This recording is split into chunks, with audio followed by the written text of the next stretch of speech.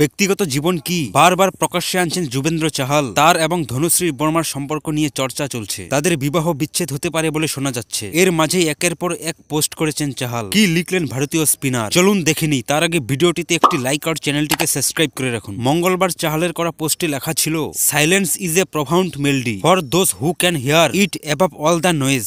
Greek দার্শনিক সংকেটিসের বিখ্যাত সেই উক্তির বঙ্গ অনুবাদ করলে হয়, নিস্ততারাও সুর আছে, তারাই শুনতে পায় যারা বিকট আওয়াজের মধ্যেও তা শুনতে পারে। কিছুদিন আগে সমাজ মাধ্যমে স্ত্রীর সঙ্গে সবকিছু মুছে নিয়েছিলেন চাহাল। দুজনেই একে অপরকে আনফলো করে দিয়েছেন। তারপর চাহালের একটি পোস্ট জল্পনাকে আরো উস্কে দিয়েছিল। ইনস্টাগ্রাম স্টোরিতে চাহাল যা লিখেছেন তার অর্থ, কঠোর পরিশ্রম মানুষের চরিত্রকে আলোকিত করে। আপনি নিজের যাত্রা জানেন, নিজের কষ্ট জানেন, যেখানে পৌঁছেছেন সেখানে পৌঁছানোর জন্য কি কি করতে হয়েছে জানেন, গোটা বিশ্ব জানে। সোজাভাবে দাঁড়ানো উচিত। আপনি আপনার বাবা মাকে গর্বিত করার জন্য প্রচুর ঘাম ঝরিয়ে পরিশ্রম করছেন। একজন গর্বিত ছেলের মতো শির দ্বারা সোজা করে দাঁড়ান। বাবা মায়ের পাশে থাকার কথা লিখেছেন চাহাল, কিন্তু স্ত্রী ধনশ্রীর পাশে থাকার কথা বলেননি। ভারতীয় দলের লেগ স্পিনার, ফলে তার বিবাহ বিচ্ছেদের জল্পনা আরো তীব্র হয়েছে। উল্লেখ্য 2020 সালে 22 ডিসেম্বর ধনশ্রীর সঙ্গে বিয়ে হয়েছিল চাহালের।